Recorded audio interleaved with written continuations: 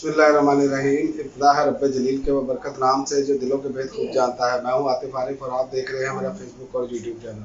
नाज़रीन, आज हम बात करेंगे सबसे पहले एक जो साजिशें हो रही हैं कि किस तरह कौन सी हुकूमत आएगी अगले इलेक्शन में, कौन क्या चाह रहा है, आज इस पर बात करेंगे। और सबसे पहले तो मैं आपको खबर देता चलूँ कि इमरान खान के खिलाफ जो है वो गवाहान तैयार किए गए हैं। तोशाखाना केस में 5 गवाहान तैयार किए गए हैं जिनका ताल्लुक ही एडमिनिस्ट्रेशन से है।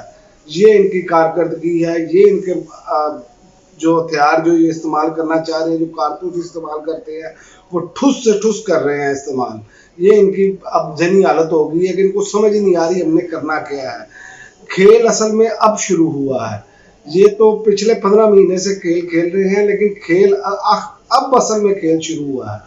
अमेरिका चाहता है कि बिलावल वजीर आज़म बने, क्योंकि बिलावल ने सबसे ज़्यादा दौरे अमेरिका के किए हैं और बिलावल हर किस्म की लॉबिंग कर चुके हैं। और जरदारी साहब एक चालाक सियासतदान है, उनको मालूम है कि पाकिस्तान की इस्टेब्लिशमेंट पर असर रसूख किसका सबसे ज़्यादा है, वो है अमेरिका का। और वो दिखाना चाह रहे हैं। उन्होंने ये आज एंटोनी ब्लिंकन ने जो किया ट्वीट, वो भी इसी वजह से किया और ये करवाया गया बाकायदा। और ये सिर्फ दिखाने के लिए पाकिस्तानी इस्टेब्लिशमेंट को कि आप हमारी मदद करें किसी न किसी तरीके से। बिलावल वजीर आज़म बनना चाहिए, आसफ अली जरदारी साहब आगे आने चाहिए। असल बात ये है। और दूसरी जानिब आप देखें कि ताकतवर लोगों को जो चाहिए वो शहबाज शरीफ साहब से ज़्यादा बेहतर कोई सूटेबल बंदा नहीं है उनके लिए, क्योंकि वो बिल्कुल अच्छे बच्चों की तरह काम कर रहे हैं। लेकिन अब जंग चूँकि शुरू हो चुकी है। और तीसरी बात यह है कि एक तरफ अवाम की जिद है, अवाम की जिद है कि अवाम चाहती है कि इमरान खान को लाना है। और मकबूलियत का ग्राफ उस लेवल तक है कि जहाँ पर पाकिस्तान की हिस्ट्री में किसी लीडर का इस लेवल तक सियासी लीडर का मकबूलियत का ग्राफ नहीं गया। तो इसलिए खेल फंस चुका है। याद रखें कि अल्लाह ताला के इजाज़त के बाद अवाम की ताकत सबसे बड़ी ताकत है। ये इसी गलतफहमी का शिकार है और ये पूरी कोशिश इन्होंने की है कि किसी न किसी तरीके से हम जो है वो इमरान खान को इलेक्शन की दौड़ से या तरीके इंसाफ को इलेक्शन की दौड़ से बाहर करते हैं। लेकिन आगे चलकर जब इनके सीनियर लोग सोचते हैं तो उनको ये भी नज़र आता है कि ये पहिया कहीं उल्टा ना घूम जाए, बाद में हमारी बारी ना आ जाए, इसी तरह का मामला इनके साथ ना हो जाए। इसलिए ये फंस चुके हैं। और दूसरी जानिब आप देखें कि मियां नवाज शरीफ साहब जो हैं वो चाहते हैं कि यहाँ वो खुद वज़ीर आज़म बने या मरियम नवाज साहिबा को बनवाएं।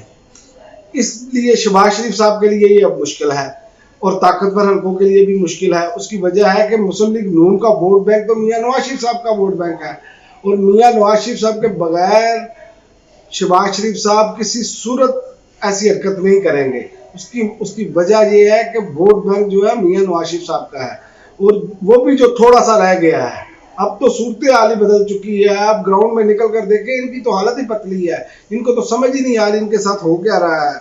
और अमेरिका का असर रसूख वैसे पाकिस्तान में सबसे ज़्यादा है, तो लिहाजा चांसेस तो ये बन रहे हैं कि चरबा हुकूमत बनाई जाए, लेकिन अवाम ने इसको नाकाम बना देना है।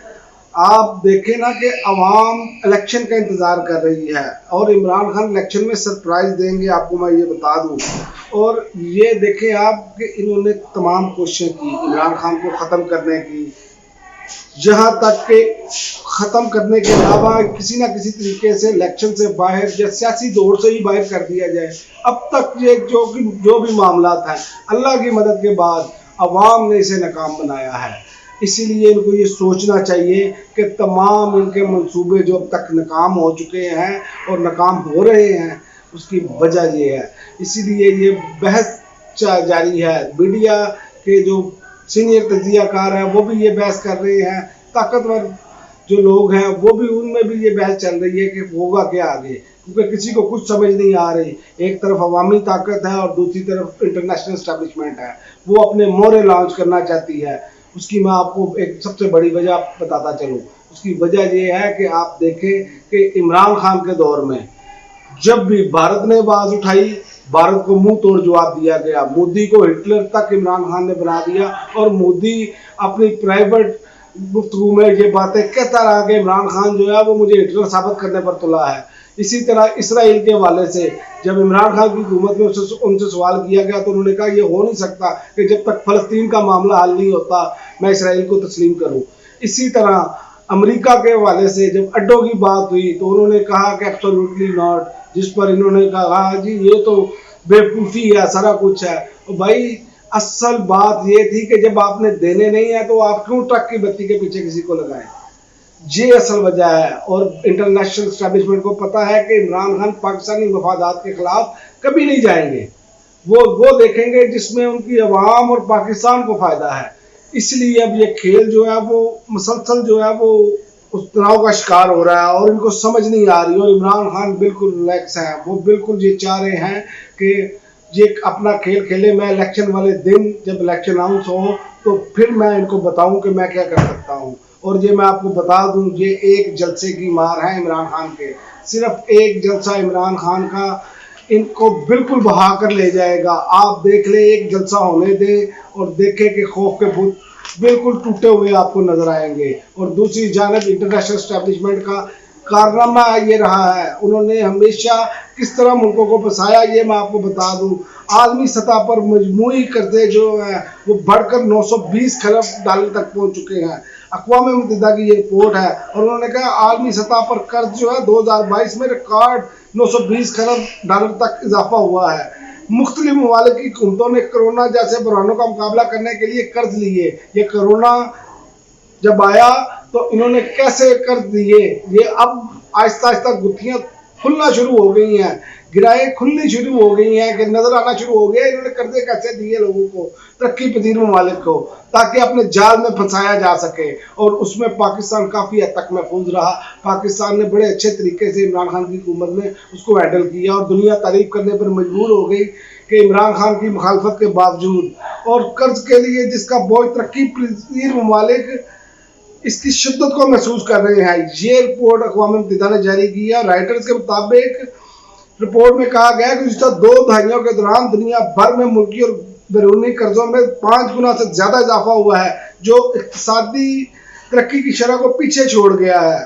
2022 के बाद मजमूई मकामी पैदावार में सिर्फ 3 गुना इजाफा हुआ है और तरक्की पजीर ममालिक आलमी कर्जों का तकरीबन 30% मकरूज है, जिनमें से 70% कर्ज चीन, भारत और ब्राज़ील पर है और 59 तरक्की पजीर ममालिक के कर्ज और GDP का तनासब 60% से ज़्यादा है, जो कि कर्ज की बुलंद तरीन सतह की निशानदेही करता है।